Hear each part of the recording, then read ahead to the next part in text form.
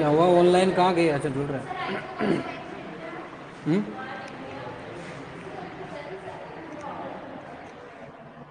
चले, बातें हो गई हो तो तुम्हारी। ये अपन ने बात कर ली थी, आइसो कोस्ट लाइन की बात कर ली थी। उसकी डेफिनेशन यहाँ लिखी हुई है, अपन ने डायग्राम के बारे में बात कर ली थी। ठीक है, ये बात हो गई। आगे चलते हैं अपन। नेक्स्ट, ये जो मैंने एग्जाम्पल दिया था, है ना, उसी के बारे में लिखा हुआ है। एग्जाम्पल दिया था ना मैंने एग्जाम्पल दिया था जिसमें कहा था कि 400 रुपए किसी प्रोड्यूसर के पास में है, और वो क्या करता है, इस 400 रुपए के अंदर दो इनपुट खरीदता है, X1 और X2, है ना। दो इनपुट के बारे में बात कर रहे थे, और उनकी रेट ही बताई थी। एक की 8 रुपए थी और दूसरे की 10 रुपए थी, है ना। तो यहाँ लिखा हुआ है ना, एक की 10 रुपये हो गई और दूसरे की कहाँ है, 8 रुपये, है ना। ये रुपीज का सिंबल है ना ये, ठीक है ना। तो उस हिसाब से ये जो है वो निकल के आ गया था, और अपन ने लास्ट में इसके बारे में लिखवा दिया था कि आइसोकोस्ट लाइन जो है ना, जो आइसोकोस्ट लाइन है ये, है ना, ये जो है, ये quantity of X1, quantity of X2 input, Y axis origin, और ये आपका हो जाएगा एक्स एक्सिस, और ये जो लाइन है आपकी आइसोकोस्ट लाइन है। और यहाँ पर जो स्लोप जो है वो अपन को ये बताता है क्या, इनवर्स प्राइस रेशियो के। तो जो प्राइस रेशियो होता है वो क्या होता है, Px1 Px1 अपॉन Px2, ये होता है। ये बात अपनी हो गई थी, ठीक है ना। एक चीज और मैं आपसे पूछना चाहता हूं कि जैसे अपन ने बात करी थी MRTS की, है ना, MRTS की बात करी थी ना, ये X1 ओरिजिन, वाई एक्सिस और X2, जिसमें अपन बात करे थे आइसो क्वांट कर्व की। तो आपका आइसो क्वांट कर्व कुछ इस तरीके से आया था ना। तो यहाँ पर अगर इसकी स्लोप की बात करिए, आइसो क्वांट कर्व है, ये आइसो क्वांट कर्व है, ये आइसो क्वांट कर्व है, आइसो क्वांट कर्व है ना। यहाँ पे अगर अपन स्लोप की बात करेंगे यहाँ पर, तो स्लोप जो है अपना देखो, यहाँ पे जो है स्लोप अपना ये आ गया। तो यहाँ पे क्या होगा, चेंज इन, ये जो पार्ट है ये क्या हो जाएगा, चेंज इन X1, ठीक है। और ये जो पार्ट आ गया वो क्या हो जाएगा, चेंज इन X2, ये वाला जो पार्ट है ना। दोनों की बात हो गई। इसके स्लोप की बात करेंगे तो क्या आएगा, चेंज इन, है ना, delta X2 upon delta X1, यही आएगा। और ये क्या था आपका, MRTS of X1 for X2।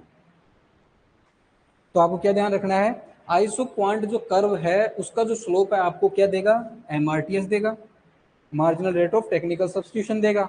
ये याद रखना, ध्यान रखना है ना, ये बहुत इंपॉर्टेंट है। आइसो क्वांट जो कर्व है उसका स्लोप आपको क्या देगा, delta X2 upon delta X1, है ना, ये अपन ने देख लिया। तो वो क्या बताएगा आपको, MRTS, marginal rate of technical substitution. ये की जो X1 है जिसको अपन क्या कह रहे हैं, एडेड रिसोर्स, है ना, इसको अपन क्या कह रहे हैं, एडेड रिसोर्स। ये इसको ऐड कर रहे हैं और इसको क्या कर रहे हैं, सब्स्टिट्यूट। ये क्या हो गया आपका, रिप्लेस रिसोर्स, ठीक है।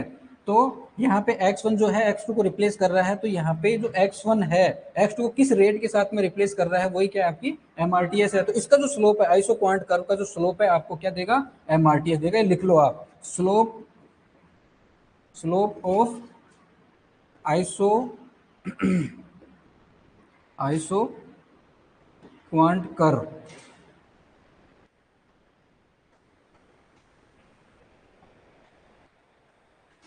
आइसो क्वांट कर्व क्या देगा आपको, MRTS, MRTS of X1 for X2 is equal to, आगे लिख लेना, delta X2 upon delta X1, ये लिख लो आप।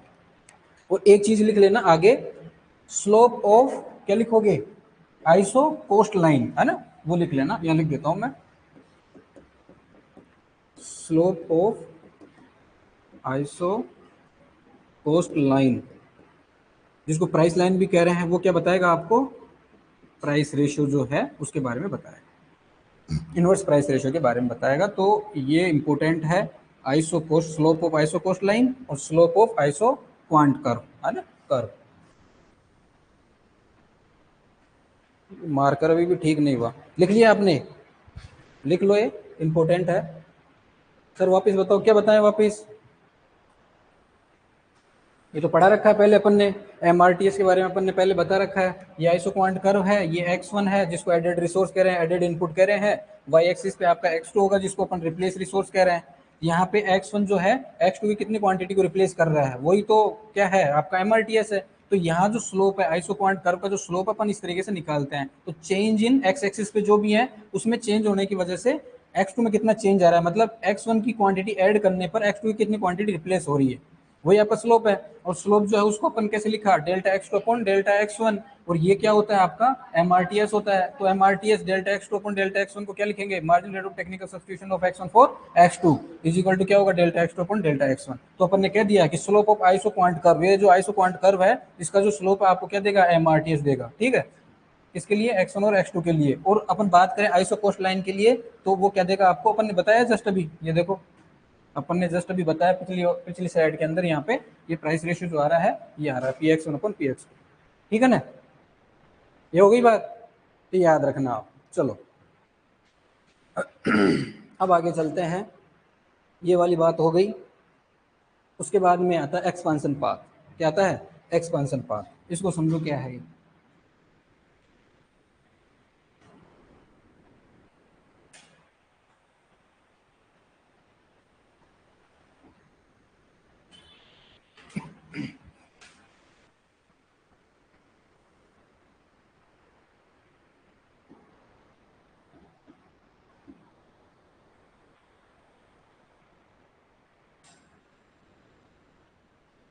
ये क्या है आपकी आइसोकोस्ट लाइन, आइसोकोस्ट लाइन है ये। ठीक है, इस आइसोकोस्ट लाइन पर अपन ने पहले बता दिया, आइसोकोस्ट लाइन के बारे में अपन ने पढ़ लिया कि थ्रू आउट द आइसोकोस्ट लाइन जो है सेम जो है कोस्ट क्या रहती है, सेम रहती है, इक्वल रहती है। इसको आइसो बजट लाइन भी कहते हैं, प्राइस लाइन भी कहते हैं, ये इसकी बात होगा। अगर अगर अपन इस आइसोकोस्ट लाइन पर अपन एक आइसो क्वांट कर्व बना देते हैं, इसको टच करता हुआ आइसोकोस्ट जो लाइन है इसको टच करते हुए अपन क्या बना दिया, अपन ने ये iso quant curve, isoquant curve है, आइसो क्वांट कर्व ही तो है। ठीक है ना, तो यहाँ पे आप देखोगे, अब इन दोनों को आपको समझाने के लिए मैंने क्या किया है, ये आइसो क्वांट कर्व है, यहाँ पर पूरे आइसो क्वांट कर्व पे जो है सेम लेवल ऑफ आउटपुट होगा। अपन क्या कह रहे थे, अपन पढ़ क्या रहे हैं अभी, फैक्टर फैक्टर रिलेशनशिप पढ़ रहे हैं ना, उसमें अपन ने ये कहा है कि ये जो आउटपुट है, सेम लेवल ऑफ आउटपुट जो है वो क्वांटिटी ऑफ x1 और क्वांटिटी ऑफ x2 है ना, इन दोनों की वजह से हो रही है ना। ये यहाँ पे आगे क्या आ जाएगा, x3 से लेकर के xn तक आ जाएगा। इनकी क्वांटिटी क्या है, फिक्स है, क्वांटिटी केवल x1 और x2 की क्वांटिटी चेंज हो रही है ना। अपन ने क्या किया है, आइसो क्वांट कर्व को और आइसोकोस्ट लाइन को दोनों को ही एक ही ग्राफ के अंदर प्लॉट कर दिया है। तो क्यों किया है अभी बताएंगे। तो अपन क्या कह रहे हैं कि ये आइसोकोस्ट लाइन है और ये आइसो क्वांट कर्व, दोनों को अपन ने सेपरेटली पढ़ लिया है। तो उसमें अपन कह रहे हैं कि जब सेम लेवल ऑफ आउटपुट को अगर अपन को प्रोड्यूस करना है तो x1 और x2 की क्वांटिटी अपन क्या कर रहे थे, x1 की ऐड कर रहे थे और x2 को क्या कर रहे थे, रिप्लेस कर रहे थे। ये कर रहे थे ना, यहाँ 0 था, यहाँ 15 था, इसकी क्वांटिटी बढ़ाते जा रहे थे और इसी क्वांटिटी को क्या करते जा रहे, कम करते जा रहे थे। तो अपन को क्या मिला था, आइसो क्वांट कर्व मिला था, जहाँ पे सेम लेवल ऑफ आउटपुट होगा, अलग हर बार कॉम्बिनेशन होगा, हर बार क्या होगा, अलग अलग कॉम्बिनेशन होगा, और जबकि सबके सब कॉम्बिनेशन मिलकर के क्या करेंगे, आपको सेम लेवल ऑफ आउटपुट देंगे, जिसको अपन ने क्या कहा था, 100 यूनिट कहा था ना, ये कहा था अपन ने 100 यूनिट आपको मिलेगा। इसका मतलब ये हुआ कि x1 और x2 की डिफरेंट क्वांटिटी जब अपन यूज करेंगे, अलग अलग कॉम्बिनेशन बनाएंगे आइसो क्वांट कर्व पर, है ना, आइसो क्वांट कर्व पे अलग अलग कॉम्बिनेशन बनाएंगे, लेकिन हर बार मेरे को जो है आउटपुट क्या मिलेगा, 100 यूनिट का मिलेगा। सही बात है ना, तो मतलब through out the iso quant curve जो है सेम लेवल ऑफ आउटपुट होगा। सही बात है। अब उस इस आउटपुट को प्रोड्यूस करने के लिए उसको क्या चाहिए था, x1 और x2 की क्वांटिटी चाहिए थी। इस आउटपुट को प्रोड्यूस करने के लिए 100 यूनिट के आउटपुट को प्रोड्यूस करने के लिए x1 और x2 की क्वांटिटी चाहिए थी ना, जिसमें पहले अपन ने क्या किया था, जीरो क्वांटिटी किसकी यूज करी थी, x1 की, 15 यूनिट किसकी यूज करी थी, x2 की करी थी। ऐसे फिर इसकी क्वांटिटी अपन ने 3 बढ़ाई थी, यहाँ पे हमने 12 किया था, ये से यहाँ पे 5 बढ़ाया था, और फिर अपन ने यहाँ पे मान लो 10 किया था। ऐसे अपन क्या कर रहे थे, x1 क्वांटिटी बढ़ा रहे थे और x2 की क्वांटिटी को कम कर रहे थे।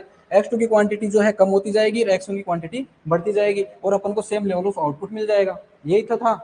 तो इन दोनों की क्वांटिटी को क्या करेगा, प्रोड्यूसर परचेज करेगा। उसके लिए अपन ने क्या कहा था कि प्रोड्यूसर के पास में कितने रुपए थे, 400 रुपए थे। x1 की कीमत कितनी थी, 8 रुपए थी, है ना, x1 की कीमत, और जो x2 था उसकी कीमत कितनी थी, 10 रुपए थी, ये x2 की कीमत हो गई, यही तो था।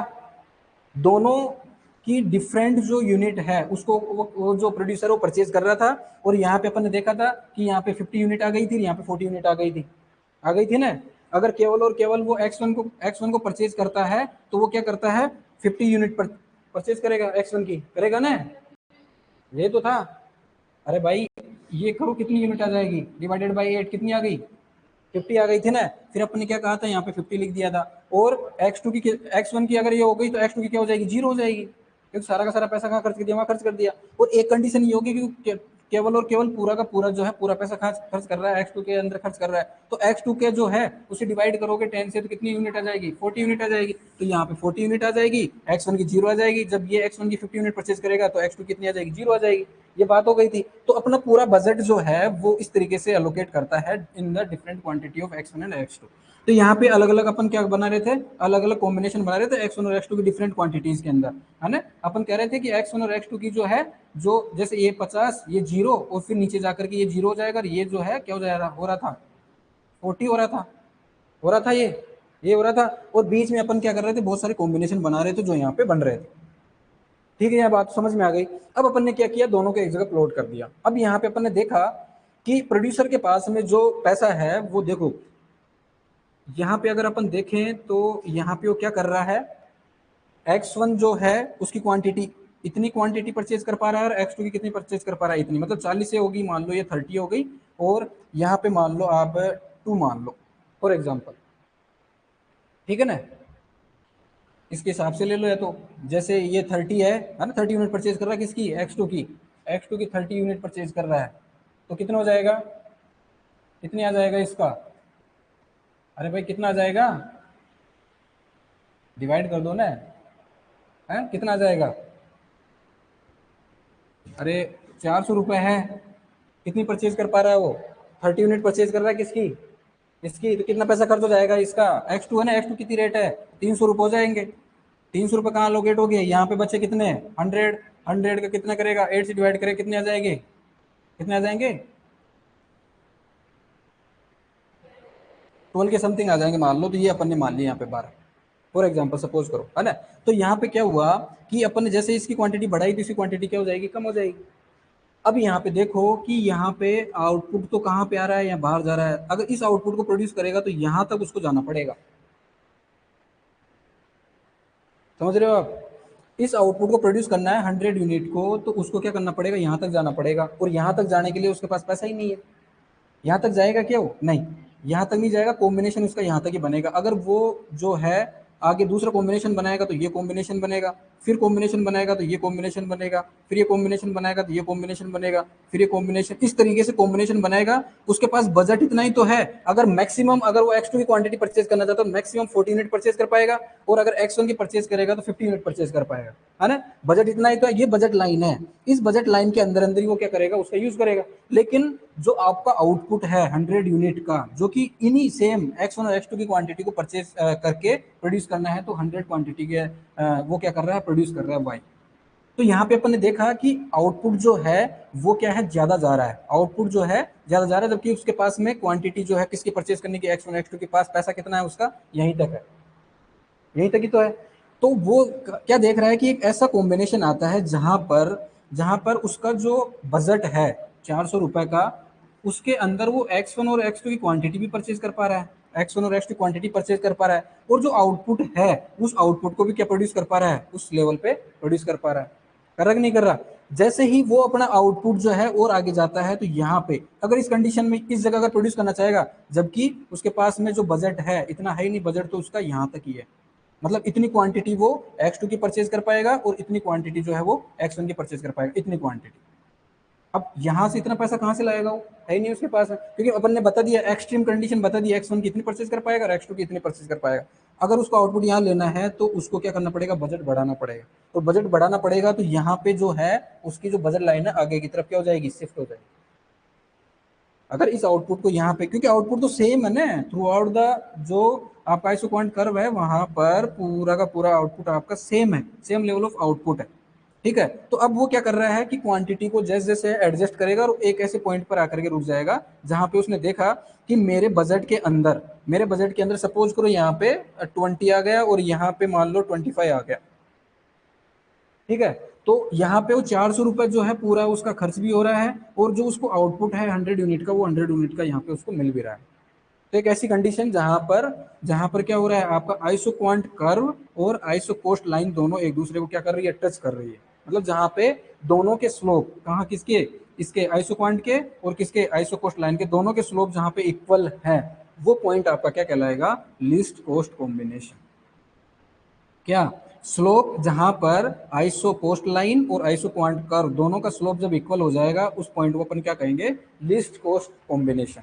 लीस्ट कोस्ट कॉम्बिनेशन इसलिए कहा अपन ने कि इस पॉइंट पर जो है उसका जो रेशियो है किसका, x1 और x2 जो परचेज कर रहा है ना, x1 और x2 जो परचेज कर रहा है वो परचेज भी कर पा रहा है।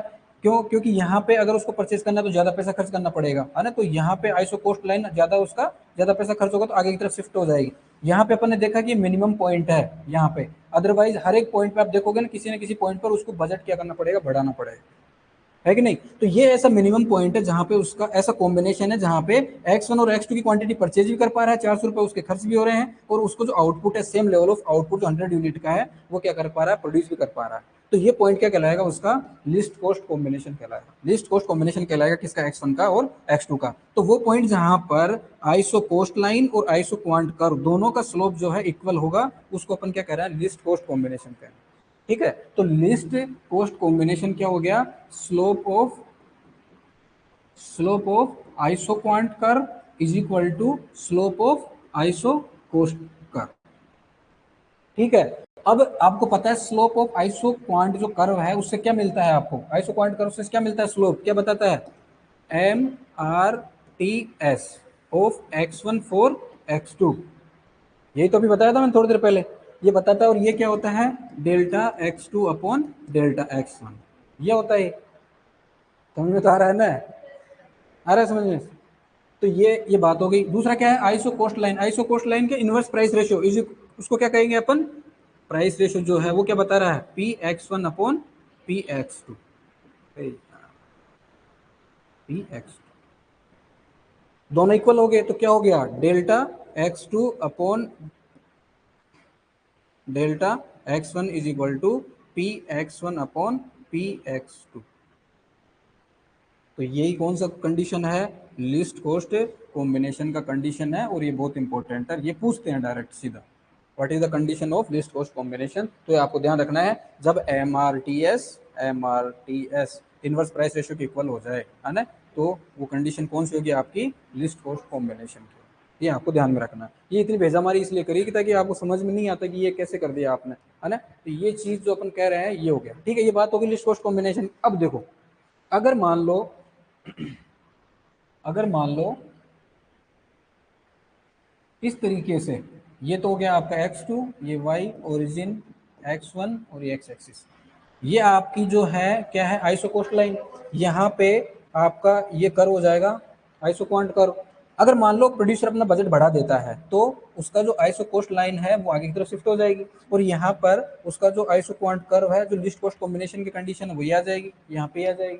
ठीक है। अगर वो मान लो और बजट अपना बढ़ा देता है तो उस कंडीशन में आइसो क्वांट कर्व जो है आपका इस तरीके से आ जाएगा, लिस्ट कॉस्ट कॉम्बिनेशन की पॉइंट कंडीशन ही आ जाएगी। तो ये पहली कंडीशन है, यहाँ पे 100 यूनिट है, यहाँ पे 200 यूनिट है, यहाँ पे 300 यूनिट है। जैसे जैसे बजट बढ़ाता जाएगा वैसे वैसे नंबर ऑफ जो क्वांटिटी x1 और x2 की परचेज करेगा, वैसे ही उसका आउटपुट जो है वो चेंज हो जाएगा। सही बात है। तो ये जो लिस्ट कॉस्ट कॉम्बिनेशन वाले जो पॉइंट मिल रहे हैं, अगर इन पॉइंट को अगर मैं मिला दूं, इन पॉइंट को अगर इन पॉइंट को मैं मिला दूं तो मेरे को एक लाइन प्राप्त होती है। तो इसी लाइन को अपन क्या कहेंगे, एक्सपांशन पाथ।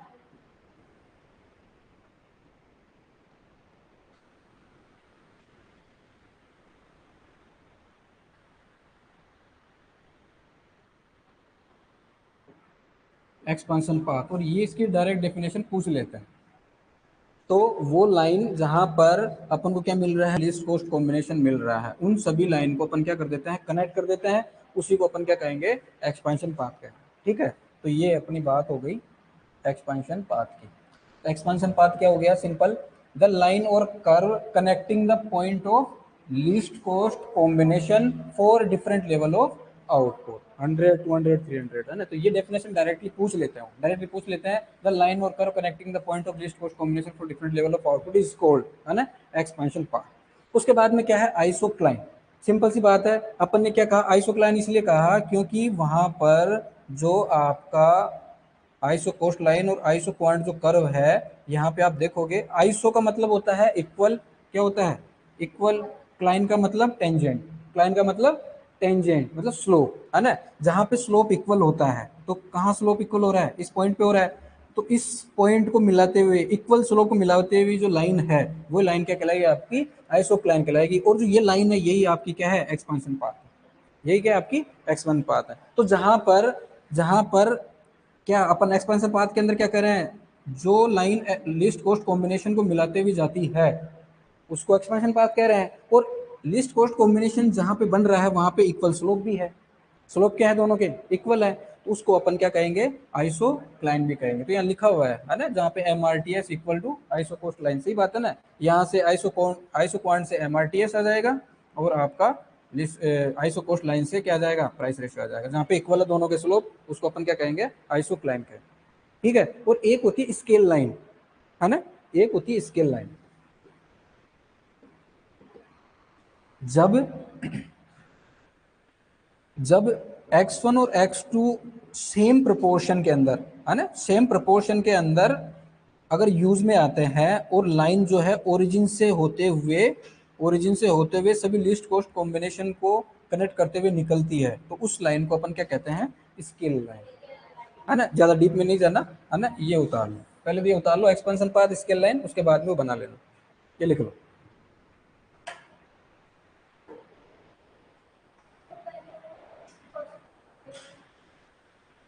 पहले वो उतारोगे क्या,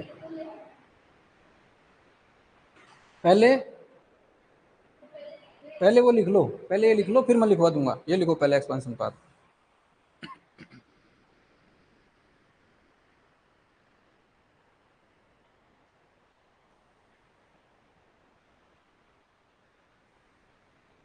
डायरेक्टली डेफिनेशन पूछते हैं, है ना।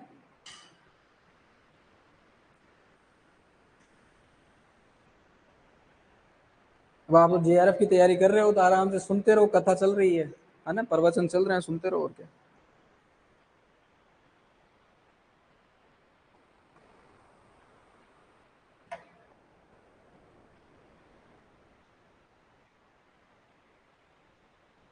स्केल लाइन रिपीट करना, ठीक है। MRTS ऑलवेज इनवर्स प्राइस के इक्वल क्यों रहेगा, वापस बताओ। अच्छा, बता देंगे वापस। स्केल लाइन रिपीट करना है। स्केल लाइन कुछ नहीं है, स्केल लाइन का मतलब ये है कि यहाँ पर जो जो आपका x1 और जो x2 है ना, वो सेम प्रोपोर्शन में आ रहे हैं, मतलब इक्वल प्रोपोर्शन में होंगे। कब, जब ये जो आपकी आपकी जो लाइन है, एक्सपेंशन पाथ वाला जो एक्सपेंशन पाथ है ना, जब आपका ओरिजिन से होता हुआ और बिल्कुल सेंटर से होता हुआ जाएगा, उस कंडीशन में क्या होगा, x1 और x2 जो है वो फिक्स प्रोपोर्शन में काम में आएंगे। आप अगर तीसरी आइसो कोस्ट लाइन बनाओगे ना, और वहां पे आइसो क्वांट कर्व करोगे, तो यहाँ पे तो ये क्या होगा, आपका इक्वल प्रोपोर्शन, मतलब x1 और x2 की दोनों जो इनपुट है वो इक्वल प्रोपोर्शन में काम में आएंगे। जैसे यहाँ पे इतना जो है आपका x1, इतना x2, फिर ये नेक्स्ट वाला हो गया, तो सेम प्रोपोर्शन में, है ना, सेम प्रोपोर्शन में आएगा। और ओरिजिन से होते हुए जो लाइन निकलती है, उसको लाइन को अपन क्या कहते हैं, स्केल लाइन कहते हैं। ठीक है। दूसरी बात ये हो गया कि वो पॉइंट जहां पे आपको क्या मिल रहा है, लिस्ट कॉस्ट कॉम्बिनेशन मिल रहा है, उन पॉइंट को कनेक्ट करते हुए जो पाथ निकलता है, उसको अपन क्या कहते हैं, एक्सपेंशन पाथ भी कहते हैं। अब ये जरूरी नहीं है कि सेंटर में हो, ये आपकी फर्स्ट जो है आइसो कोस्ट लाइन है, सेकंड आइसो कोस्ट लाइन है, थर्ड है, ये फोर्थ है। अब ये हो सकता है कि आपका जो एक्सपेंशन पाथ जो है वो कुछ अलग तरीके से निकले। जैसे अपन ने ये आइसो कोस्ट लाइन बना दी, यहाँ पे अगर अपन आइसो क्वांट, ये आइसो क्वांट कर्व बना दिया, ये आपने आइसो क्वांट बना दिया, ये आपने आइसो क्वांट बना दिया, और ये आपने आइसो क्वांट बना दिया। अब यहाँ पे देखो आप, ये जो लाइन है वो कुछ यूं इस तरीके से जा रही है, ऐसे भी एक्सपेंशन पाथ आ सकता है, कोई जरूरी नहीं है। तो यहाँ पे अपन इसको स्केल लाइन नहीं कहेंगे, है ना। इसको अपन क्या है, स्केल लाइन कहेंगे, नहीं कहेंगे। यह हो सकता है कि ये जो आइसो क्वांट कर्व है, यहाँ पे हो सकता है, इस तरीके से हो सकता है ना, तो वो यूं इस तरीके से होगा। तो ऐसे लाइन बहुत सारी मिलती है आपको, ऐसी बहुत सारी लाइन मिलती है जो बिल्कुल सेंटर से होते हुए जाती है, उस लाइन को अपन क्या कह रहे हैं, स्केल लाइन। क्यों? क्योंकि ये बिल्कुल सेंटर से होते जा रही है और यहाँ पे जो x1 और x2 है दोनों का जो है फिक्स प्रोपोर्शन क्या हो रहा है, काम में आ रहा है, फिक्स प्रोपोर्शन, फिक्स अनुपात में, है ना। जैसे मान लो 2:1 है तो 2:1 ही रेगुलर जो है x1 और x2 की क्वांटिटी का यूज आता है। ठीक है, तो ये हो गया आपका स्केल लाइन जो सेंटर से होते हुए जा रही है। ठीक है, ये एक्सपांशन पाथ हो गया जहां पर आपको लिस्ट कॉस्ट कॉम्बिनेशन मिल रहे हैं, बहुत सारे हो सकते हैं लिस्ट कॉस्ट कॉम्बिनेशन, तो जरूरी नहीं है। ठीक है, और दूसरा कौन सा है आपका, आपका आइसोक्लाइन। आइसोक्लाइन का सिंपल सा मीनिंग है, जो वो पॉइंट जहां पर आपका आइसो क्वांट मतलब एमआरटीएस, है ना, एमआरटीएस और आपका जो है प्राइस रेशियो जहां पे इक्वल होते हैं, है ना, वो होता है। ठीक है, ये बात हो गई। आगे चलो, आगे चलो, आगे ये लिख लो लिस्ट कॉस्ट कॉम्बिनेशन वाला, है ना, लिस्ट कॉस्ट कॉम्बिनेशन का लिख लो और ये बना लो, समझ में तो आ जाएगा ये। चलो,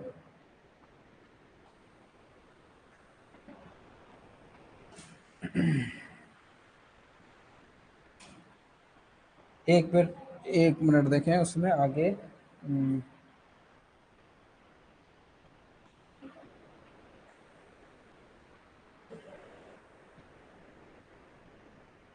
लिस्ट कॉस्ट कॉम्बिनेशन का आगे आ रहा है ना, तो उसको, हाँ हाँ, हाँ हाँ वो आगे आ रहा है लिस्ट कॉस्ट कॉम्बिनेशन वाला।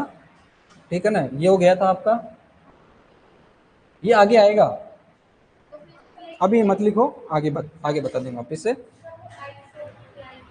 हम्म,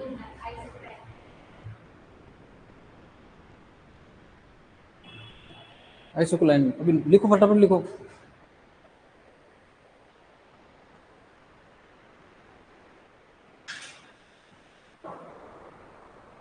MRTS always inverse price ratio के इक्वल ही क्यों रहेगा? भाई सिंपल सी बात है कि अपन यही तो कह रहे हैं बार बार, क्या, कि ये आपकी क्या है, आइसो कोस्ट लाइन है। यहाँ पे एक्स एक्सिस पे अपन आपने x1 लिया है, यहाँ पे क्या है, x2 है। ठीक है,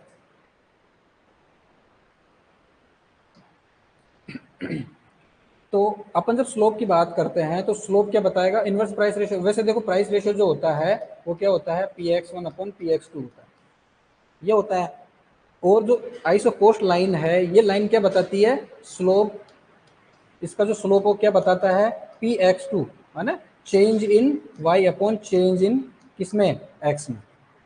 ठीक है, तो ये क्या हो जाएगा, एक्चुअल है क्या, ये आइसो कोस्ट लाइन क्या है, क्वांटिटी ऑफ क्या है, x1 है, और क्वांटिटी ऑफ क्या है, x2 है। जहां पे अपन कह रहे थे कि 50 यूनिट जो है x1 की और 40 यूनिट जो है इसकी, तो ये एक्चुअल में क्या कॉस्ट जो बता रही है, ये प्राइस रेशियो के बारे में तो बता रही है कि यहाँ पे अपन ने कहा था कि x1 जो है वो 8 रुपए का और x2 जो है वो आपका 10 रुपए का आ रहा है।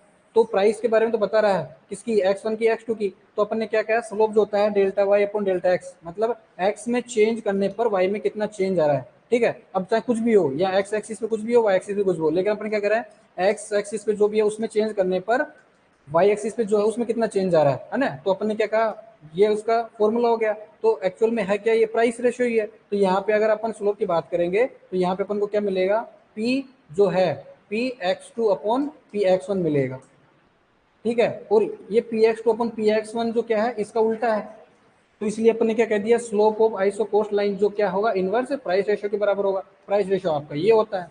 अब यहाँ पे बात हो गई, ये तो आइसो कोस्ट की बात हो गई, और अपन बात करेंगे आइसो क्वांट की। तो आइसो क्वांट से अपन को क्या मिलता है, क्या मिलेगा, एमआरटीएस, एमआरटीएस मिलेगा, एमआरटीएस तो मिलेगा। और एमआरटीएस जो है, यहाँ की बात करेंगे जहाँ पे दोनों क्या है, इक्वल है। ठीक है, दोनों का स्लोप क्या है, इक्वल है। तो एमआरटीएस जो है किसके इक्वल हो जाएगा, आपके स्लोप किसके, आइसो कोस्ट लाइन जहाँ जिसको अपन क्या कह रहे हैं, प्राइस रेशियो कह रहे हैं। तो यही तो बात हो गई, delta x2 upon delta x1 is equal to px1 upon px2, तो इसके इक्वल ही तो होगा। अब यहाँ पे कुछ कंडीशन होती है, वो आपको जब फार्म मैनेजमेंट पढ़ाएंगे ना, तो फार्म मैनेजमेंट के अंदर प्रिंसिपल पढ़ाएंगे अपन को, है ना। तो उस समय अपन जो है उसमें बताएंगे कि यहाँ पे जो फैक्टर है ना, उसको अपन सब्स्टिट्यूट करेंगे, है ना। फैक्टर को सब्स्टिट्यूट करेंगे तो उस समय अपन देखेंगे कि अगर मान लो ये जो रेशियो है ना, मतलब एमआरटीएस, एक कंडीशन आती है जिसमें अपन कहते हैं कि MRTS greater than price ratio. एक रेशियो, एक कंडीशन आती है कि MRTS equal to price ratio, जिसको अपन क्या कह रहे हैं, लिस्ट कॉस्ट कॉम्बिनेशन कह रहे हैं। और एक कंडीशन आएगी MRTS less than price ratio, ये वहां पे पढ़ेंगे और तीनों कंडीशन के बारे में वहां पे बताएंगे। ठीक है मोहित, है ना, वहाँ पढ़ेंगे, वहाँ बताएंगे कि इस कंडीशन में क्या होगा, इसमें क्या है, ये तो अपन ने पढ़ ही लिया, MRTS प्राइस रेशियो की इक्वल है ना, यहाँ पे तो पढ़ लिया। और जो थर्ड कंडीशन है उसके बारे में बताएंगे कि उस कंडीशन में क्या होगा, अपन को कौन सा इनपुट x1 और x2 में से कौन सा इनपुट अपन को ज्यादा ऐड करना चाहिए ताकि ये कंडीशन आ जाए, और कौन सी कंडीशन बेस्ट रहेगी, तो वो अपन पढ़ेंगे, ठीक है ना, वो प्रिंसिपल में पढ़ेंगे अपन। ये बात हो गई, आगे चलते हैं। ये बात हो गई। उसके बाद में ये बात हो गई, एक्सपांशन पाथ बना लिया था आपने, बना लिया था सबने, नहीं बनाया, बना लो फटाफट, एक्सपांशन पाथ बना लो फटाफट। पहले आपको आईसो कोस्ट लाइन बनानी है, पहले आपको आईसो कोस्ट लाइन बनानी है, उसके बाद फिर आपको वो जो है ना आईसो क्वांट कर्व बनाना है, ठीक है ना, बनाओ फटाफट बनाओ। मैं तो सोच रहा था आज ये प्रोडक्शन इकोनॉमिक्स जो पार्ट है खत्म करें। हम्म, हाँ अभी तो प्रोडक्ट प्रोडक्ट रिलेशनशिप बचा हुआ है, आधा घंटा किसमें निकल गया समझाने। हाँ सही है।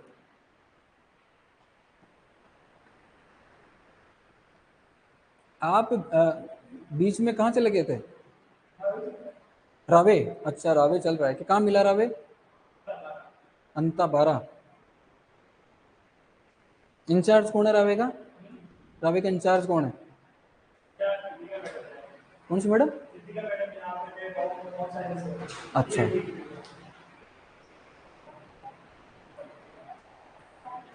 हाँ हो गया क्या, हो गया क्या? हाँ बस बातें शुरू कर दो फिर स्टार्ट, चले। अब आता है रिज लाइन। अरे इधर देखो, ये समझ में नहीं आएगा है क्या रिज लाइन, है ना, तो अपन बिल्कुल सिंपल तरीके से बता रहे हैं, है ना। ये लिखा हुआ है, अगर ये याद कर लो तो बहुत बढ़िया बात है, अगर ये याद कर लो तो बहुत अच्छी बात है, नहीं तो कम से कम इसमें चाहिए समझाने के लिए 15 मिनट, है ना। तो अब समझो ध्यान से, आराम से, धीरे धीरे, है ना। अपन ने क्या कहा, ब्लू ठीक है, चुभता है। विप की ओर में तो आर सबसे लास्ट में आता है, जिसकी तरंग दैर्ध्य सबसे ज्यादा होती है? MRTS, MRTS of x1 for x2 क्या लिखेंगे, ध्यान से समझना, ऑनलाइन वाले सब ध्यान दो, delta x2 upon delta x1, ये लिखते हैं ना, ये लिखते हैं, ठीक है। अगर मैं कहूँ x1 जो है वो आपका कैपिटल हो और x2 आपका क्या हो, लेबर हो, ये क्या इनपुट ही तो है, कैपिटल और लेबर, तो x1 अपन ने मान लिया कैपिटल, x2 माना अपन ने लेबर, ठीक है। तो अब क्या हो जाएगा ये, MRTS, x1 क्या है आपका कैपिटल, x2 क्या है आपका लेबर, ऊपर क्या आएगा delta L upon delta K, कोई प्रॉब्लम नहीं है, बिल्कुल सही बात है। अगर मैं कहूँ मार्जिनल प्रोडक्ट क्या होता है, मार्जिनल प्रोडक्ट क्या होता है, delta Y upon delta X, यही होता है। डेल्टा वाई तो ठीक है आउटपुट है, एक्स जो है इसको मैंने x1 कर दिया और MP x1 कर दिया, marginal product of x1 is equal to delta Y upon, ये ऐसे लिख सकते हैं अपन को, प्रॉब्लम ही नहीं है। MP जो, चलो यहाँ आगे लिख देता हूँ, MP x1, x1 को क्या माना अपन ने, K, तो MP K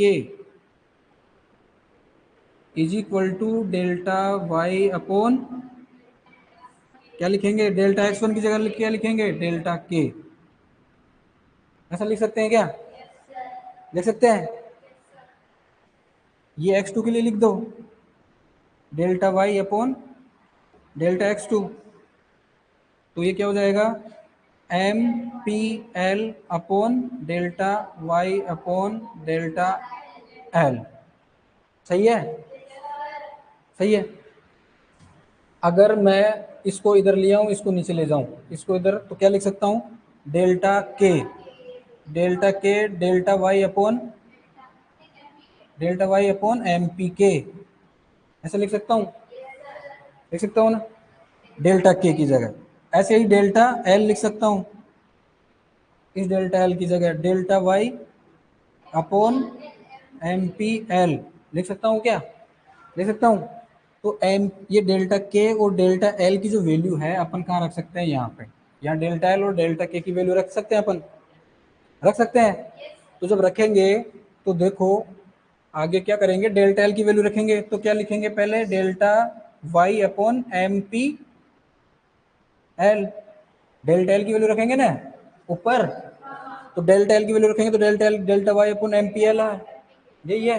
तो ये अपन ने लिख दिया यहाँ पे अपॉन, अपॉन कर दिया। डेल्टा के की वैल्यू रखोगे तो delta Y upon M P K. आगे सोल्व करेंगे तो ये रिवर्स हो जाएगा, रिवर्स हो जाएगा तो ये कट जाएगा। तो delta Y upon M P L multiply M P K upon delta Y, delta Y ये तो कट गया, तो क्या आ गया, M P L M P K upon M P L. तो यहाँ क्या लिख सकता हूँ, M P K upon M P L लिख सकता हूँ क्या। तो इसको समझाने के लिए मैंने ये लिखा, ये इतना सब किया, ये हो गया। अब आगे चलते हैं। तो ये ध्यान रखना है, margin rate of technical substitution जो है capital labour, margin rate of technical substitution of capital for labour is equal to, जो इक्वल के साइन के पास में उसको पहले लिख दिया डेल्टा एल अपॉन डेल्टा के। जब मार्जिन प्रोडक्ट की बात करेंगे तो क्या लिखेंगे, ये के फिर एल, पहले के फिर एल। ठीक है, बात हो गई। चलो अब आगे समझते हैं।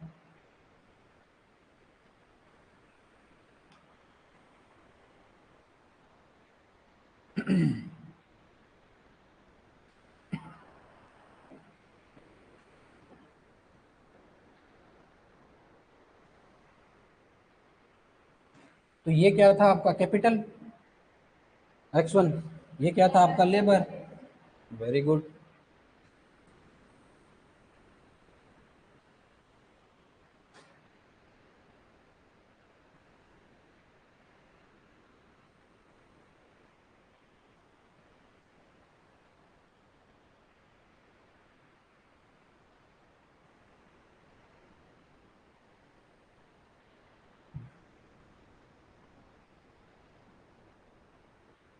ठीक है, ओरिजिन से स्टार्ट हो रहा है ये, तो मैंने लाइन बनाई है, ठीक है। ये यहाँ पे मैं लिख देता हूँ, यहाँ पे M R T S, M R T S क्या, capital for labour, capital for labour is equal to delta L upon delta K is equal to M P K upon M P L. सही है। अब आगे चलो, ये 1 है, ये 2 है, ये 3 है, यहाँ पे 4, यहाँ पे 5, यहाँ पे 6। ऐसे ही मैं यहाँ कर देता हूँ, यहाँ पे 5, यहाँ पे 10, यहाँ पे 15, यहाँ पे 20, यहाँ पे 25। जो चीज़ लिखी हुई थी ना उसको समझाने के लिए कर रहा हूँ ये, बाकी इतने तामझाम की जरूरत नहीं पड़ेगी, ठीक है। अब मैं क्या कह रहा हूँ, वाई एक्सिस पे आपके क्या है, लेबर है, एक्स एक्सिस पे आपके पास क्या है, कैपिटल। अगर मुझे अगर मुझे इस पॉइंट पर, इस पॉइंट पर, इस पॉइंट पर अगर मुझे आउटपुट लेना हो तो मेरे को एक तो लगेगी कैपिटल, और इसके रेफरेंस में यहाँ पे दूसरा, यहाँ पे तो लगेगा एक कैपिटल मेरे को, ठीक है, और यहाँ पे लगेगा, सपोज करो यहाँ पे हो सकता है दो, दो लेबर लगेगा, प्रोडक्शन ले सकता हूँ मैं, कोई दिक्कत नहीं। इस कंडीशन पे अगर मैं बात करूँ तो इस कंडीशन पे मेरे को दो तो लगेगा कैपिटल और चार मेरे को लगेगा लेबर, ठीक है। मैं और आगे जाता हूँ, इस कंडीशन पर, इस कंडीशन पे तीन और यहाँ पे मेरे को पाँच, ठीक है। मेरे को अगर तीन कैपिटल है ना, तीन कैपिटल और पांच लेबर लगाने पर मेरे को कुछ आउटपुट मिल रहा है वाई, ठीक है। अगर मैं मान लो जो लेबर है, लेबर की संख्या बढ़ा देता हूँ, सपोज करो यहाँ कर देता हूँ 8, ठीक है। तो इस कंडीशन में, इस कंडीशन में क्या होगा, कैपिटल मेरे पास कितनी है, तीन है, और मेरे को कहाँ मिल रहा है आउटपुट, x1 जो है, तीन कैपिटल है ना, कैपिटल मेरे पास तीन ही है, कैपिटल मेरे पास तीन ही है, और मैंने क्या कर दिया, लेबर की संख्या बढ़ा दी, तो मेरे को कहाँ मिलेगा, यहाँ पे मिलेगा। लेकिन मेरे को फिर क्या करना पड़ेगा, उसी रेशो में जैसे बढ़ाया है ना, वैसे मेरे को ये भी क्या करना पड़ेगा, बढ़ाना पड़ेगा। अब मैं क्या कह रहा हूँ कि मैंने कैपिटल जो है, आपका जो कैपिटल है वो कितना रखा है, 4 ही रखा है। ये कितना है, 4 या 5 ले लो, है ना, कितना 5 है ना, तो हाँ ये कितना है, 5। मैंने कैपिटल 5 रखी है, और क्या, ये क्या बता रहा है, लेबर, सॉरी लेबर कितना रखा है, 5 रखा है, और कैपिटल मैंने बढ़ा दिया 4। मैंने लेबर रखा है 5 और कैपिटल कितना कर दिया, 4 कर दिया। तो मेरे को जो है यहाँ पे क्या मिलेगा, आउटपुट। क्या हुआ, 5 तो लगा मेरा लेबर, 5 तो मेरा लेबर है, मैंने लेबर में चेंज नहीं किया, मैंने लेबर में चेंज नहीं किया। जो कैपिटल है, कैपिटल मैंने 3 से बढ़ा करके 4 कर दी। तो इसको मैंने आगे बढ़ाया, ठीक है, आगे बढ़ाया, तो इस जगह पे जाकर के मेरे को कॉम्बिनेशन मिल रहा है। सिर दर्द कर रहा है क्या, सुनो सुनो सुनो सुनो सुनो सुनो, मैं क्या कह रहा हूँ, अपन कह रहे थे ना वो x1 और x2 की बात कर रहे थे ना, x1 और x2 की बात कर रहे थे, तो अपन ने क्या किया कि जो लेबर है, लेबर की क्वांटिटी अपन ने क्या रखी, फिक्स रखी, लेबर की क्वांटिटी फिक्स रखी, और कैपिटल की क्वांटिटी अपन ने बढ़ा दिया। तो क्या होगा, यहाँ पे अपन ने क्या कहा था, एक एडेड होगा एक रिप्लेस होगा, ये कहा था। तो इसको अगर बढ़ाएंगे तो इसको क्या करेंगे, घटाएंगे।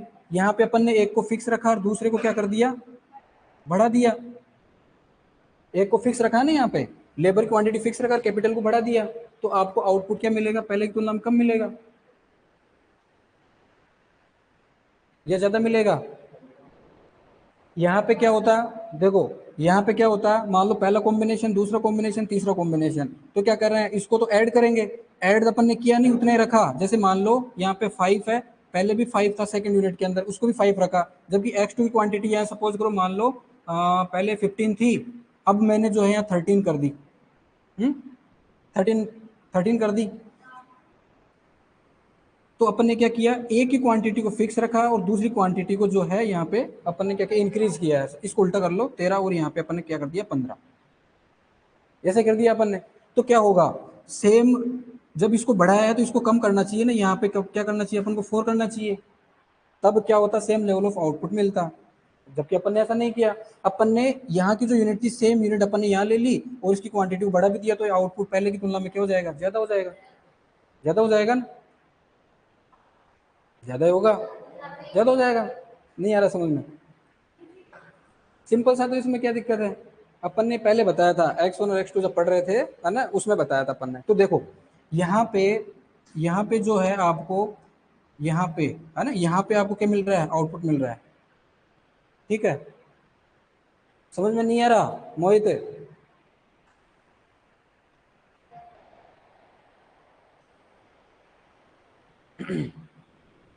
तो अपन क्या कर रहे हैं, अपन क्या कह रहे हैं कि ये जो लाइन है, ये जो लाइन है, इस लाइन पर ही जो मेरे को, ये जो है ना, ये लाइन है, यहाँ पे एमपी क्या होता है, 0। इस लाइन पर एमपी क्या होता है, मुझे तो नहीं आ रहा सर। मार्जिनल प्रोडक्ट जो है, आप समझ लो, सिंपल सा है, मैं बता देता हूँ क्या है ना। मार्जिनल प्रोडक्ट इस लाइन पर जो है, ये रिज लाइन है ना, इस लाइन पर एमपी जो मार्जिनल प्रोडक्ट है किसके, कैपिटल है ना, वो क्या होता है, 0 होता है। मार्जिनल प्रोडक्ट क्या होता है, 0। और अपन ने क्या कहा था कि मार्जिनल जो प्रोडक्ट है जब 0 होता है तो टोटल प्रोडक्ट क्या होगा, मैक्सिमम होता है। ये तो अपन ने कहा था, मार्जिनल प्रोडक्ट जब 0 होता है तो टोटल प्रोडक्ट क्या होता है, मैक्सिमम होता है। तो अपन क्या कह रहे हैं कि ये जो लाइन है, इस पूरी लाइन पर जो है मार्जिनल प्रोडक्ट क्या होगा, आपका 0। ये अपर रिज लाइन है, इस पर भी 0 होगा, और लोअर रिज लाइन है, इस पर भी क्या होगा, 0 होगा। यह marginal product of capital, sorry labour है, लेबर क्या होगा, 0 होगा। तो अपन क्या कह रहे हैं कि जैसे ही उसने जो लेबर है उसकी क्वांटिटी सेम रखी और जो कैपिटल है उस क्वांटिटी को बढ़ा दिया, तो उसको जो आउटपुट है वो यहाँ मिल रहा है। जो कि पहले जो आउटपुट है एमपी जो है ना, एमपी जो आपका मार्जिनल प्रोडक्ट 0 है, अगर इस यहाँ से डिस्टर्ब होगा और आगे जाएगा तो टोटल प्रोडक्ट जो है नेगेटिव में आ जाएगा। ये कहा था अपन ने, मार्जिनल प्रोडक्ट के बाद अगर आप प्रोडक्शन लोगे, मतलब यहाँ पे अगर आउटपुट आप लोगे, तो उस कंडीशन में क्या होगा, टोटल प्रोडक्ट आपका किस में चला जाएगा, नेगेटिव में चला जाएगा। ये तो अपन ने कहा था। तो यहाँ पर जो है वो आउटपुट न लेकर के कहाँ लेगा, वो आउटपुट यहाँ पर लेगा, लेकिन यहाँ पे उसको क्या करना पड़ेगा, कैपिटल लेबर की संख्या बढ़ानी पड़ेगी। तो वो क्या करता है, यहीं पर क्या करेगा, इस क्वांटिटी लेबर की इतनी क्वांटिटी क्या करेगा, वो कैपिटल के लेगा। यहाँ पे इसका मतलब क्या हुआ कि चेंज इन डेल्टा के मतलब कैपिटल की क्वांटिटी में क्या करेगा, वो चेंज नहीं करेगा, उसको आगे नहीं बढ़ाएगा, क्योंकि आगे बढ़ाएगा तो उसको टोटल प्रोडक्ट जो है वो क्या मिलेगा, नेगेटिव में मिलेगा। मार्जिनल प्रोडक्ट जैसे आगे जाएगा तो उसको जो टोटल प्रोडक्ट है वो थोड़ा कम हो जाएगा। इस कंडीशन में क्या करेगा, वो कैपिटल की संख्या न बढ़ा करके वापिस क्या करेगा, यहीं पर आ जाएगा। और इस कंडीशन में आपको पता है मार्जिनल प्रोडक्ट क्या होगा, कैपिटल का जीरो होगा, जहां पे टोटल प्रोडक्ट उसको क्या मिलेगा, मैक्सिमम। इस कंडीशन में क्या करेगा, वो चेंज इन कैपिटल क्या होगा, यहाँ पे उसका जीरो होगा, मतलब कैपिटल में चेंज नहीं करेगा। अब यहाँ फॉर्मूले में आ जाओ आप, ये फॉर्मूले में आ जाओ, तो क्या लिखा है, M R T S of capital for labour is equal to M P K upon M P L.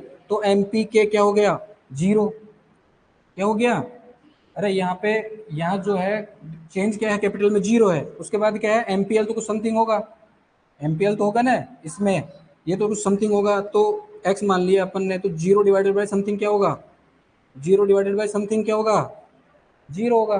तो यहाँ पे लोअर रिज लाइन पर एमआरटीएस क्या होगा, लोअर रिज लाइन पर एमआरटीएस क्या होगा, जीरो। ऐसे ही अपन बात करेंगे किसकी, अपर रिज लाइन पर। तो अपर रिज लाइन पर क्या होगा, जैसे यहाँ पे कॉम्बिनेशन होगा, फिर यहाँ पे कॉम्बिनेशन होगा, इतना कैपिटल और इतना लेबर लगाएगा, और अगर वो जो है किसकी, लेबर की संख्या बढ़ा देगा और कैपिटल की संख्या उतनी रखेगा, जैसे कैपिटल की संख्या एक ही रखेगा, तो आगे जा करके अगर वो लेबर की संख्या बढ़ा देता, 25 कर देता है, कैपिटल की संख्या इतनी रखेगा, तो इस कंडीशन में क्या होगा, उसको आउटपुट जो मार्जिनल प्रोडक्ट ऑफ लेबर जहाँ पे जीरो है, उसको बैक साइड में जहाँ पे टोटल प्रोडक्ट, उसको वापस क्या मिलने लग जाएगा, नेगेटिव। तो यहाँ पर वो आउटपुट नहीं लेगा, यहाँ पे आउटपुट नहीं लेगा, आउटपुट उसको कहाँ लेना है, यहाँ पे लेना है। तो वापस वो क्या करेगा, लेबर की संख्या कम कर देगा और यहाँ पर क्या करेगा, आउटपुट लेगा। तो इस कंडीशन में क्या होगा, चेंज इन लेबर जो है वो क्या होगा, जीरो होगा। लेबर क्वांटिटी यहाँ पे चेंज नहीं करेगा इस कंडीशन में, तो एल डेल्टा एल क्या होगा, आपका जीरो होगा। तो इस फॉर्मूले में देखो आप, क्या हो जाएगा, एम पी के कुछ होगा समथिंग एक्स, क्या होगा, ये डेल्टा एल क्या होगा वहां पे, जीरो। तो समथिंग डिवाइडेड बाय जीरो क्या होगा, आपका इन्फाइनाइट होगा। तो अपर रिज लाइन पर एमआरटीएस जो है, अपर रिज लाइन पर एमआरटीएस है वो क्या होगा, आपका इन्फाइनाइट होगा, और लोअर रिज लाइन पे आपका एमआरटीएस क्या होगा, जीरो होगा। ये जो चीज है, इस चीज को समझाने के लिए मैंने ये बनाया था। ये रिजलाइन है, और ये जो रिजलाइन है जो अपन ने बनाई है ना, ये रिजलाइन है ये वाली, इस रिज लाइन के अंदर वाला जो पार्ट है, वो वाला पार्ट है जो क्या कहेंगे अपन इसको, जहाँ पे आपको प्रोडक्शन, टोटल प्रोडक्शन जो क्या मिलेगा, एफिशिएंट मिलेगा। तो ये जो वाला पार्ट है, ये रिज लाइन के अंदर वाला पार्ट है, इसको अपन कहेंगे इफिशियंट जोन ऑफ प्रोडक्शन। और इसके बाहर वाला जो भी है ना, जहाँ पे टोटल प्रोडक्ट आपको क्या मिलेगा, नेगेटिव, इधर भी टोटल प्रोडक्ट क्या मिलेगा, नेगेटिव। तो वो जो है प्रोड्यूसर यहाँ पे इस रिज लाइन के बाहर नहीं जाएगा और इस अपर रिज लाइन के आगे की तरफ नहीं जाएगा। तो यहाँ पे अपन क्या कहेंगे, ये वाला जो पार्ट है ये हो गया एफिशिएंट जोन ऑफ प्रोडक्शन, जहाँ पे प्रोडक्शन लेगा, यहाँ पे एमपी क्या हो जाएगा, जीरो, यहाँ पे एमपी क्या हो जाएगा, जीरो। तो जहाँ पे अपन को पता है एमपी जो जीरो होगा, वहाँ पे टोटल प्रोडक्ट क्या होगा, मैक्सिमम होगा, है ना। तो ये बात हो गई। तो यहाँ पे अपन क्या कह रहे हैं कि it represent the point of maximum output. अब ये अपन जो है, एक रिज लाइन ऐसे नहीं बनती, ऐसी बहुत सारी लाइन बनेगी, है ना। तो यहाँ पे देखो ये वाला जो पार्ट है और एक ये वाला पार्ट है ना, ये वाला जो पार्ट है ये हो जाएगा आपका आइसो क्वांट कर्व। यहाँ पे क्या जाएगा, आइसो क्वांट कर्व आ जाएगा, जो x1 है और x2 है। आप इसको समझते रहो, है ना, जो जितना समझ में आ जाए उतना बढ़िया है, बाकी याद रख लेना, मैं बता दूंगा। ये कंडीशन है, ये आइसो क्वांट कर्व क्या जाएगी, सेकंड जो है ना, जो रिज लाइन आएगी, जो ये सेकंड रिज लाइन होगी, उस पर ये होगा, ठीक है। इस तरीके से बहुत सारे आइसो क्वांट कर्व बनेंगे, ऐसे बहुत सारे क्या होंगे, आइसो क्वांट कर्व बनेंगे। और उस कंडीशन में अपन क्या करते हैं, इनको सबको कनेक्ट कर देंगे। तो ये जो है 100 यूनिट का है, ये 200 यूनिट का है, 300 यूनिट का, कुछ इस तरीके से बनती है ना। तो ऐसे बहुत सारी रिज लाइन बनती है ना। तो ये जो वाला पार्ट है, अंदर वाला पार्ट है, इस ब्लू लाइन के अंदर वाला पार्ट है एफिशिएंट जोन ऑफ प्रोडक्शन कहलाता है। जहाँ पे अपन कह रहे हैं ये लोअर रिज लाइन है, वहाँ पे जो है आपका marginal product lower ridge line पे जीरो होगा, अपर रिज लाइन पे क्या होगा, जीरो होगा। जबकि एमआरटीएस जो है लोअर रिज लाइन पे क्या होगा, जीरो, और अपर रिज लाइन पे क्या होगा, इन्फिनिट होगा। बस ये ध्यान रखना, आपको कुछ भी याद नहीं रखना होगा, ठीक है। तो ये जो है point of maximum output from each input given a fix quantity of other input.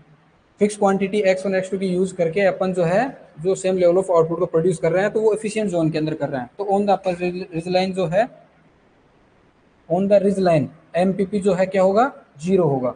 दोनों जो रिज लाइन है दोनों पर एमपी क्या होगा, जीरो होगा। MRTS on upper ridge line क्या होगा, इनफाइनाइट, और MRTS on lower ridge line क्या होगा, आपका जीरो। तो आपको ये ध्यान रखना है जो रिज लाइन है उसके अंदर एमआरटीएस की वैल्यू अपर रिज लाइन पे क्या होगी, इनफाइनाइट होगी, और लोअर रिज लाइन पे क्या होगी, जीरो होगी। ये सब याद रखने की कोई खास जरूरत है नहीं, एग्जाम में ना तो पूछेंगे, है ना। ये आपको ध्यान रखना है, ये वाला जो पार्ट है, इसके अंदर वाला जो पार्ट है वो एफिशिएंट जोन ऑफ प्रोडक्शन कहलाएगा, ठीक है। इसके अंदर ही प्रोडक्शन लेगा, इसके बाहर जाएगा तो टोटल प्रोडक्शन क्या हो जाएगा, उसका नेगेटिव में चला जाएगा। ये फॉर्मूला आप ध्यान में रखना बस। एक तो ये फॉर्मूला याद रखना, है ना, और अपर और लोअर रिज लाइन पे एमआरटीएस की वैल्यू क्या होती है वो याद रखना बस, और कुछ याद नहीं रखना। चलो, आ रहा है मुझे अच्छे से, लगे 15 मिनट। आपको कुछ याद नहीं करना, आपको केवल ये जो है एमआरटीएस की वैल्यू ध्यान रखनी है बस।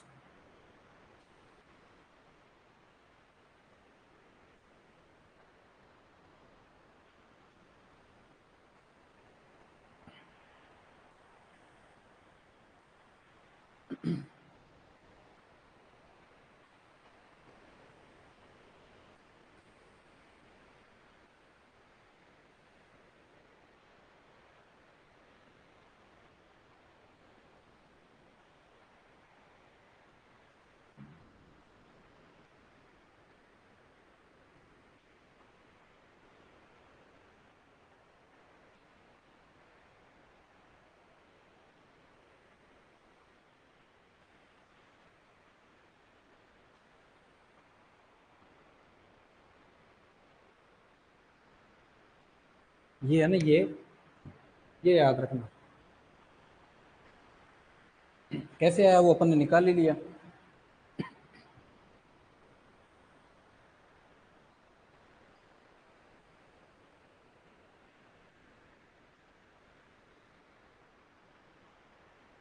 इसमें और भी है डीप में, है ना। ये जो रिजलाइन जब बनाते हैं अपन, तो यहाँ पे कंडीशन होती है कि वो वर्टिकल हो जाता है, और यहाँ पे जो है वो हॉरिजॉन्टल हो जाता है ना। ये इस तरीके से, ये इनफाइनाइट, ये जीरो। और आगे इतना है नहीं आपके सिलेबस में, ये तो वैसे भी अपन एक्स्ट्रा पढ़ रहे हैं।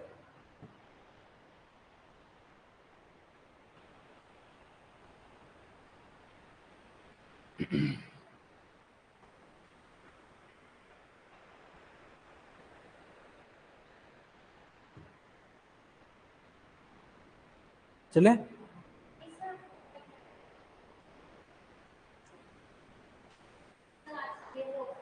मैं तो बस खत्म हो गया था तो।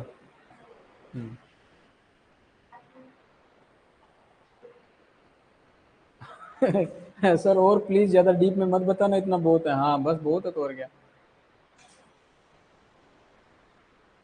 वैसे मेरे को बताना ही नहीं चाहिए था। आपको क्या याद रहेगा कि लास्ट तक ये और वो वाला पार्ट, ये याद रखना है। रिज लाइन पर मार्जिनल प्रोडक्ट क्या होगा, जीरो। रिज लाइन पे मार्जिनल प्रोडक्ट क्या होगा, जीरो। अरे जीरो, मार्जिनल प्रोडक्ट क्या होगा, एमपीपी जीरो होगा। और जैसे ही इसके बाहर जाएगा तो वो क्या होगा, इनफिशिएंट प्रोडक्शन होगा, टोटल प्रोडक्ट जो है वो नेगेटिव में चले जाएगा, इसलिए वहां प्रोडक्शन नहीं लेगा, वो उसके अंदर ही प्रोडक्शन लेगा, ठीक है ना। तो अपर रिज लाइन पर इन्फिनिट है, वो कैसे है वो अपन ने बता दिया, और लोअर रिज लाइन पर क्या है, जीरो है। ठीक है, ये हो गया। आगे चलो, ये तो हो गया ना, उतार लिया है। ये वाला, ये ये डायग्राम बनाना है ना, ये वाला बनाना है।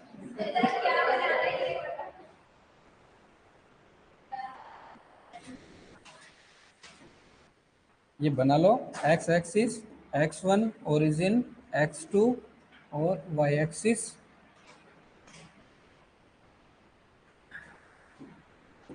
M P P is equal to zero, M P P is equal to zero, है ना। यहाँ पे लिख लो M R T S is equal to zero, और यहाँ पे लिख लो M R T S is equal to infinite, ठीक है।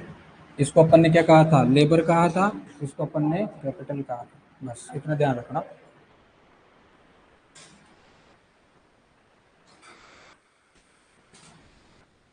इसको लिख लेना zone of production.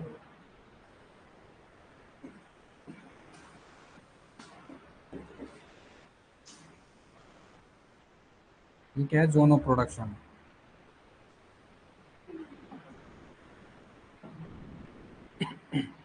Zone of production है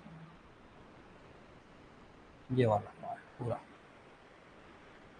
यहाँ जैसे ही आगे जाएगा टोटल प्रोडक्ट क्या हो जाएगा? नेगेटिव में। यहाँ जैसे जाएगा टोटल प्रोडक्ट क्या हो जाएगा? नेगेटिव में, जहाँ पे प्रोडक्शन नहीं लेगा। ये मतलब वो सेकंड स्टेज का एंड आ गया।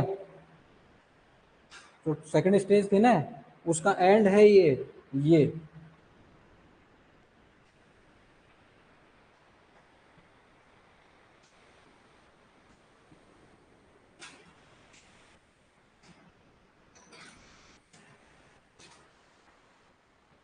बना लिया नहीं तो?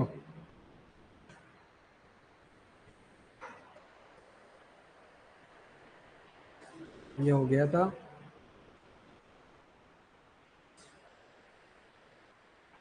ये जो है ना टाइप ऑफ फैक्टर सब्स्टिट्यूशन है, ये आपके सिलेबस में है नहीं, इसको लिखेंगे नहीं, अपन नहीं पढ़ेंगे इसको।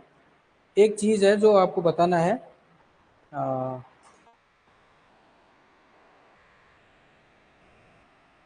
वो आप लिख लो डायरेक्टली। ये जो है ना डिक्रीजिंग रेट ऑफ सब्स्टिट्यूशन है ना, ये लिख लो आप। डिक्रीजिंग रेट ऑफ सब्स्टिट्यूशन की लाइन लिख लो स्टार मार्क लगा के। डिक्रीजिंग रेट ऑफ सब्स्टिट्यूशन जो है मोर कॉमन किसमें होता है? एग्रीकल्चर में होता है। ये लिख लो बस, डिक्रीजिंग रेट ऑफ सब्स्टिट्यूशन है ना, ये लिख लो। Decreasing rate of substitution is found in या मोर कॉमन इन एग्रीकल्चर, जिसमें अपन ने कहा था ना x1 और x2 है ना। जिसमें x1 को अपन ने क्या लिया? कैपिटल, और यहाँ पे क्या लिया अपन ने? लेबर। तो जैसे अपन कैपिटल बढ़ाएंगे ना, जैसे जैसे कैपिटल बढ़ाएंगे लेबर की संख्या क्या होती चली जाएगी? कम होती चली जाएगी, सीधी सी बात है। तो मोर कॉमन किसमें पाया जाता है? एग्रीकल्चर में। होता है कि नहीं ऐसा? होता है कि नहीं?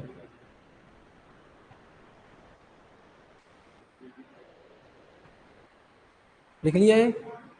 लिख लिया ने? हो गया ने? ठीक है। फिर आगे ये लिस्ट कॉस्ट कॉम्बिनेशन वाला है, तो ये लिख लो। Least cost combination M R T S equal to ratio. इसके अंदर अपन इसको एम आर टी एस जो है M R T S of X one for X two is equal to delta delta X two upon, ये table नहीं बनानी, table नहीं बनानी है ना, टेबल नहीं बनानी, डेल्टा एक्स वन। ठीक है। और जो प्राइस रेशियो है वो क्या होता है? P X one upon P X two. तो लिस्ट कॉस्ट कॉम्बिनेशन जो है वो क्या हो जाएगा आपका? Delta X two upon delta X one is equal to P X one upon P X two. यहाँ से साफ साफ पता लग रहा है एक्स वन की क्वांटिटी में बढ़ा रहा हूँ, एक्स टू की क्वांटिटी को क्या करता जा रहा हूँ? कम करता जा रहा हूँ। ठीक है ना। यहाँ देखो एक्स वन और एक्स टू की, एक्स वन जो है 4 रुपये का आता है और एक्स टू जो है वो 2 रुपये का आता है कि नहीं? यहाँ देख लो एक बार, यहाँ देख लो एक बार, इधर देखो। एक्स वन की क्वांटिटी यहाँ पे, एक्स टू की क्वांटिटी यहाँ पर है।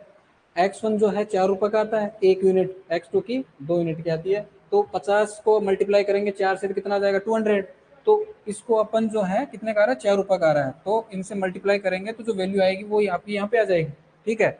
और वैसे ही जो एक्स टू है उसकी कितनी है? 2 रुपये है ना, 2 है ना, तो मल्टीप्लाई करेंगे तो यहाँ पे आ जाएगी।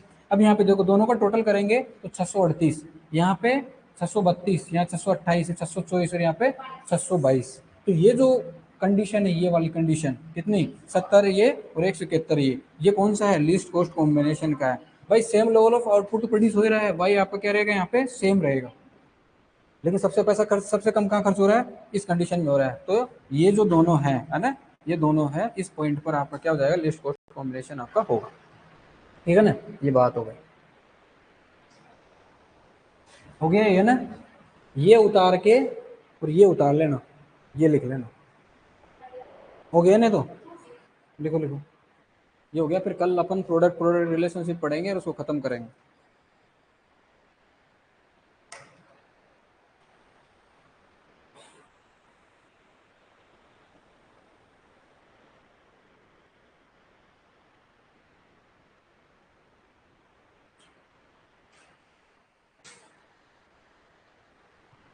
जी याद हो जाए तो बहुत अच्छी बात है, बाकी घबराना मत, इस सिलेबस में आपके नहीं है, लेकिन एग्जामिनर कई बार ये दे देता है क्योंकि बहुत इंपॉर्टेंट है।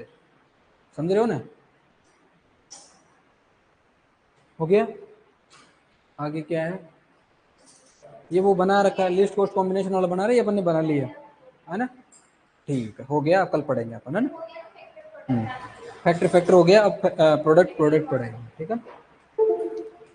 ठीक है, धन्यवाद।